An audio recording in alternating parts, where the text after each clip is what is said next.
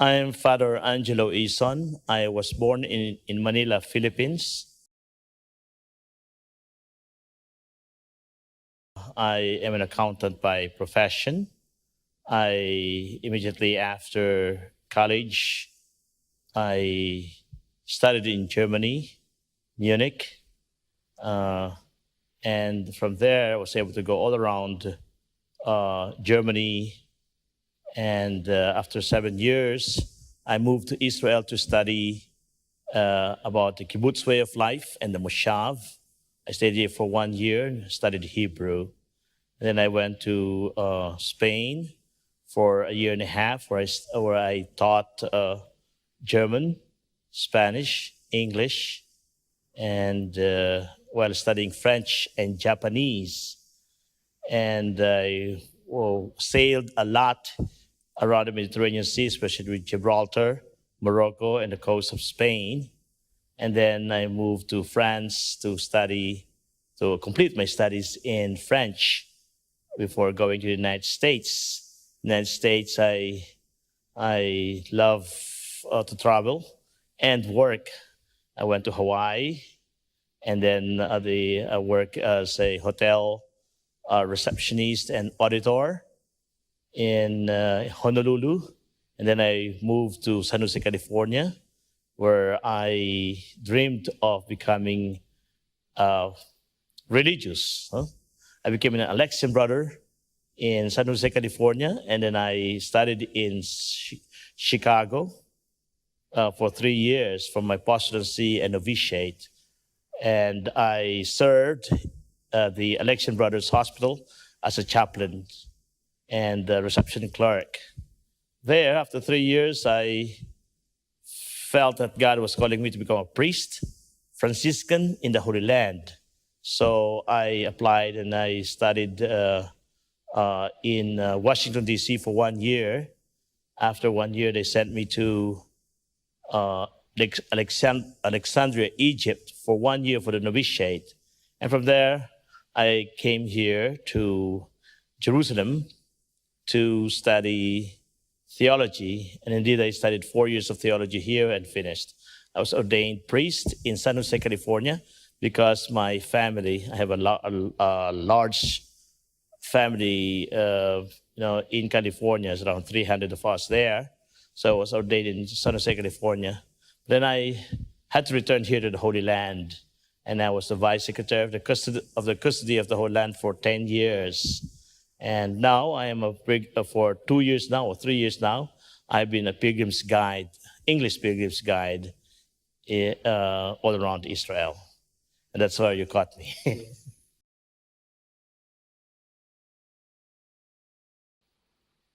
I've always believed from the very beginning that there is a God, and that we have to cling to. I have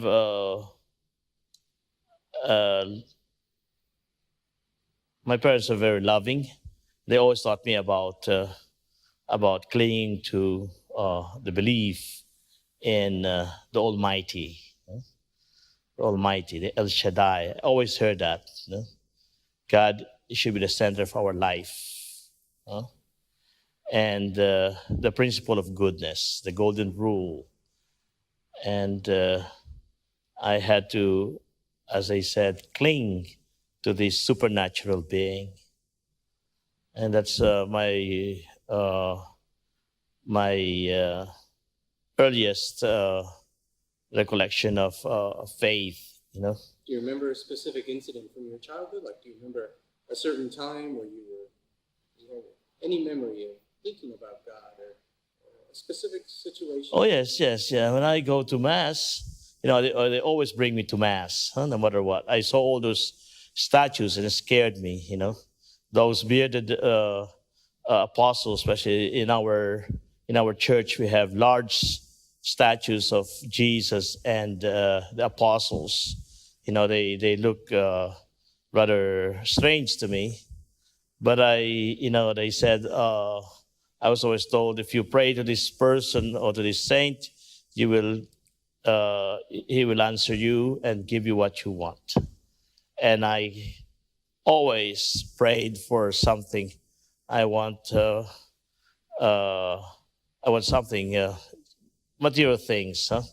So I've always wanted to have a new pair of shoes and Christmas gifts, just like, and I always get them. So this is my my recollection of what faith was. And from there, I think it grew something more grand, Tell me about it growing into something more grand. When did that happen for you? Well, what happened, my faith was that I would finish college. I was the last of the 7 children to finish college. I'm the youngest in the family, and the greatest dream of my mother was for me to become, was to finish college. Indeed, I took up accounting, which became the key to success. And I didn't want to go to school anymore. I just want to be the administrator of our farm. My mother was very firm that I had to finish college. So indeed, although I had difficulties in learning accounting, I never failed in one subject. On the contrary, I think I did very well in school. In spite of my fear, in spite of my limitations, because I never liked figures in my life. But I was pushed because, for some reason, I had to take care of the business of my parents.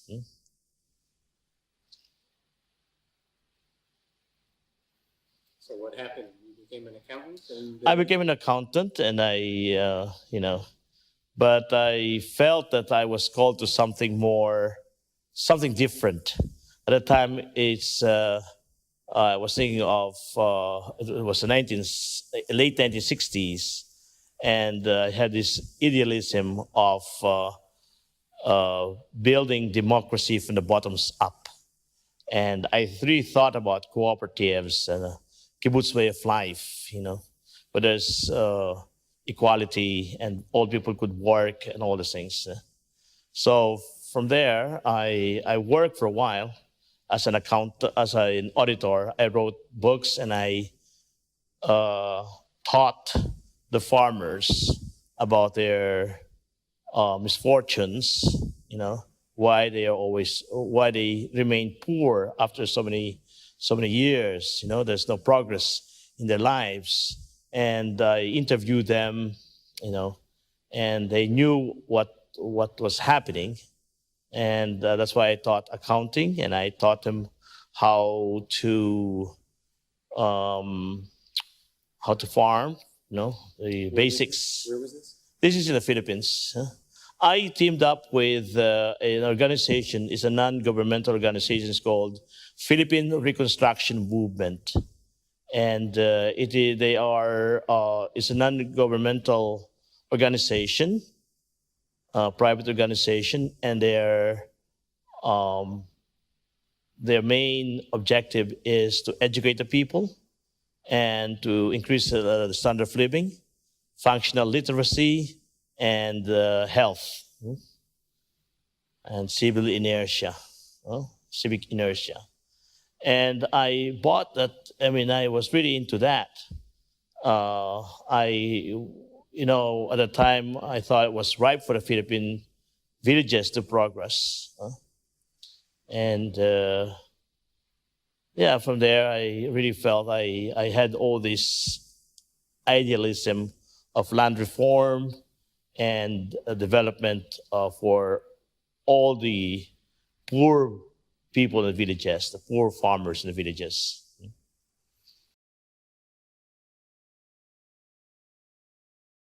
It's a long journey for me. I tried everything. After that, I went to study. I got a scholarship from the German government to study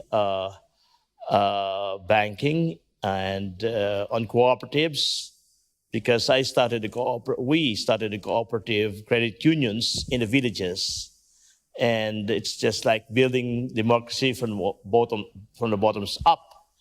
And they figured out probably in a few years we would have a cooperative banking, a national cooperative banking system. So I had to be prepared for that. At the time, I was only 19 years old, 20 years old. So the president of the organization chose me to study in Germany. And I studied very hard in Germany. And I have my blueprint for progress, through the cooperative movement in the Philippines. And I think I did a good job. But I had to return to Germany and work a little bit. So I stayed more time in Germany than that the organization wanted. And at the time, my family wanted me to go to the United States already. So while waiting for a visa, I went to Spain. And that's the reason why I went to Spain, just wait for my visa. I thought it was only 6 months.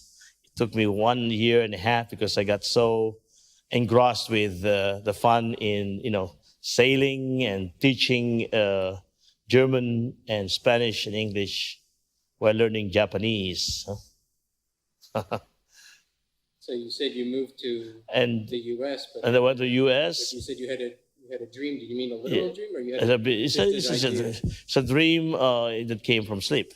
First of all, when I came to the United States in 1979, my greatest dream was to become rich, financially independent by the age of 50. I was then 29 years old. I said, I give myself 20 years. I had a mentor who became a multimillionaire. And he suggested many things, and I tried to follow what he was telling me, to be financially independent. So I went to the Amway business. I had a little real estate. I was lucky.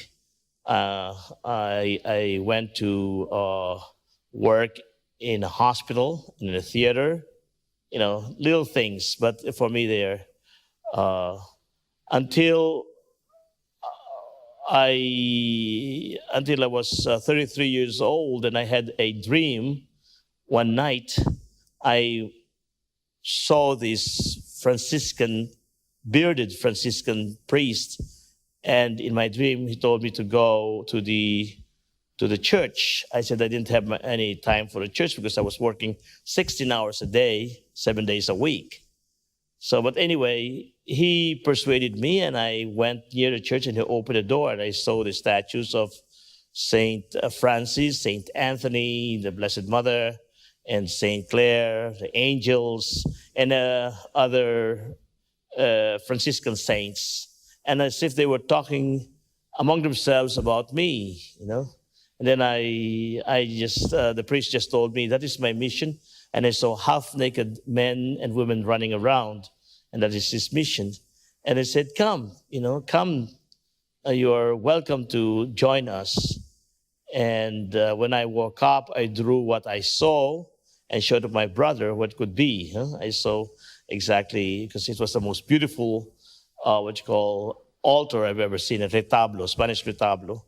And my brother identified the church as Santa Clara church, which was built by a Franciscan, Father Junipero Serra, in the 1800s. And from that time on, I became very much interested in the religious life. I could give up everything just to become religious. But I didn't know much about religious life, so I befriended the priests, brothers, Catholic brothers who were in the hospital. They owned the Alexian Brothers Hospital, and I took the test, and I passed the test just to prove that I have a vocation. So I took the test, and I passed both tests, both physical and psychological and mental. So I joined them for 3 years in Washington, D.C., in Chicago. 1 year of postulancy and 2 years of novitiate.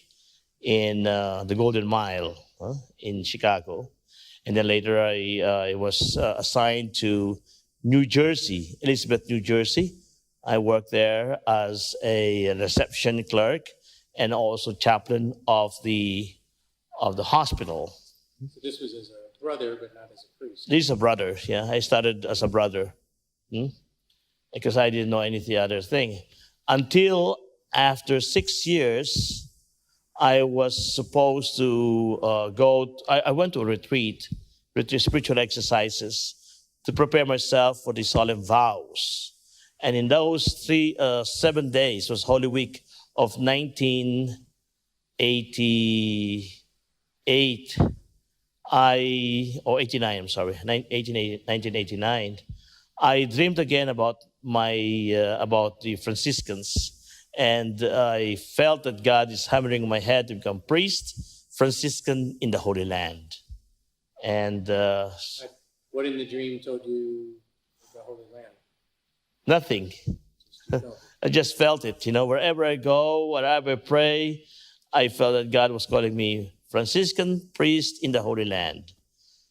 So when my superior came to pick me up from the retreat house in New York, Dumbarton College in New York, he asked me if I was ready. I said, I am not ready. I would like to be a priest, Franciscan in the Holy Land. And it is not a good time, because he prepared everything for me. So he waited for 1 week, and I said, God, I really prayed so hard at that time. I said, God wanted me to become Franciscan priest in the Holy Land. So I contacted the priests, the Franciscans in Washington, D.C., whom I knew earlier, if they could accept me. They asked me to wait something like 4 months, and they asked me to just wait in the Philippines, and I did, and they accepted me. So I became a postulant in Washington, D.C. for 1 year. I learned Italian and Latin and the fundamentals of the Catholic faith. And then I was sent to Alexandria, Egypt for 1 year novitiate. It means just prayer and separate from the world. And then they sent me here to Jerusalem for 4 years to study theology. I took my philosophy classes in Washington, D.C. And I have done it already when I was in college. And here I am. After 10 years as a vice secretary of the Church of the Holy Land, I asked to move forward to become a guide, pilgrim's guide. I've always wanted to be a Franciscan guide or priest guide in English. And thanks be to God, I am here, very happy and content with my life here as a guide. What was the moment in your life where you feel like you truly claimed inside faith in God? Where did you make the transition? Maybe from a childhood faith to a solid faith. Yeah. When do you think that happened for you? I think it happened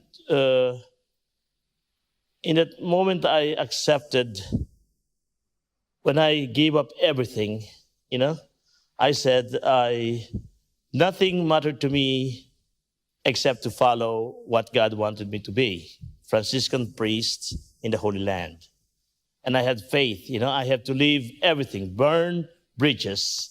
I said, I cannot have any bank account, even your inheritance, everything, just straightforward faith. That is, I said, this is God's will for me. This is my faith. I believe that God wants me to become priest, Franciscan in the Holy Land. And that is already 19, when I decided to become Franciscan, just to leave the United States, My dream to become rich or, to own all these things just disappeared. I just gave up everything. When I became Franciscan, I had nothing. And that was, I think, the greatest act of faith for me. I said to just go out from in Washington, D.C., and I have nobody.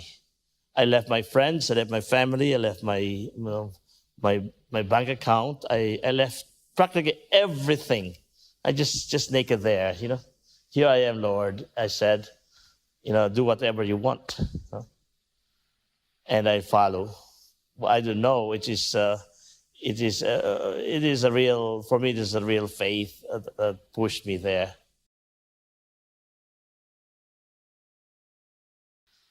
Oh, yeah. There were times I doubted my faith. I can't think right now of any. My when I had difficulties in school, my first year, I didn't speak very good Italian yet. And I misunderstood the professor. That was a time when I said, oh my, I almost failed, but I did not fail. I just, I had my dream to become good in school through the grades. And I said, I would like to be summa cum laude. And when I got that low grade, I said, this probably is what God wanted to be. It's just like small things there, but nothing really serious, nothing serious. Of course, there are times in the morning I said, why am I here? It happens. Huh? And then there's always that consolation. Huh? There's also a time in my life, I think when just before my ordination, that I doubted everything. I doubted everything and I said, I am not worthy. I see my limitations. I see my weaknesses. I saw my weaknesses. I saw my limitations. And that crushed me, said, I felt I was not worthy at all to become a priest. And a good thing about me here in this monastery is that we have very good older priests who are always encouraging us to go ahead, advice, because they have the experience, and they're not pushing, but they're just clarifying things that are normal.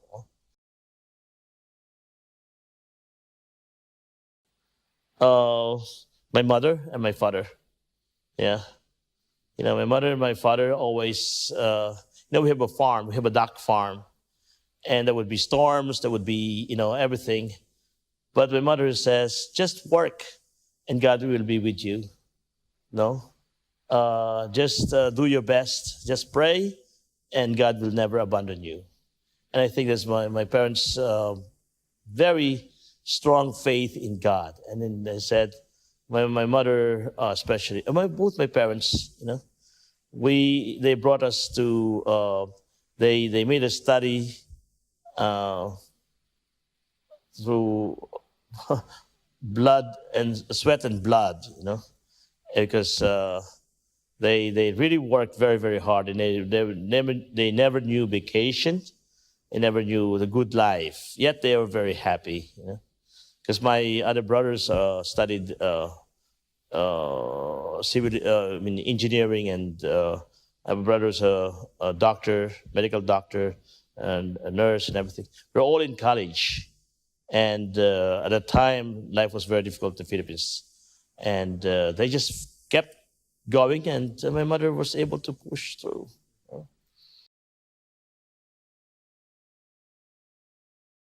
For my vocation, the call to the priesthood. It is something, it's a mystery that I could not still, why God could call a person like me to the most sacred profession. And I'm grateful to God for, the gifts of the priesthood. It's really a gift. It's a mystery for me. Every day I always discover something great in my state of life as a priest, and also the great everything that I am now. I live here in the Holy Land. I'm a priest. I'm the chaplain of the 31,000 Filipinos here, healthcare givers, and I'm also a pilgrim's guide. And all these are my dreams. All my dreams come true. Could be very exhausting, but I'm very happy and contented with my life here.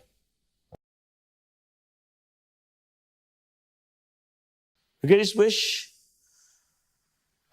is always to fulfill what I am supposed to do. I am already, as I was a pilgrim's guide. I wish I could impart my knowledge and my experience in the spirituality of the holy places. Which are, I have discovered. There's a lot of mysteries, but I have discovered also what the pilgrims' needs, or what the pilgrims' needs are. And I try to do my very best to make the Bible alive through the pilgrimages, and that's my greatest wish. And it's working quite well. My pilgrims have been contented, and with God's help, it's all grace. I think the efforts that you put, exhaustion. Even at times I would lose my voice, but I'm just happy with what is happening to my life now. It's just an ordinary person here, became a priest. And I have always, it's just Father Angelo. And I said, probably good times we have together. I always smile at people. And I'm an extrovert, and just love to be with people, with pilgrims, and with the people around here. I'm also a very ecumenical person. I take the middle way. That's why I don't want to talk about politics, because it's always or differences, but rather I love let us savor. Let us enjoy our similarities. Jew, Christians, Muslims, and let's embrace our similarities and just savor our differences. And I always look for the best, and the similarities among among us. Different religions, different personalities, but we are still one. We have many similarities. Rather than look out for the differences that we have, and opinions and whatever. Father Angelo, thank you so much. You very intelligent questions. I don't know about faith.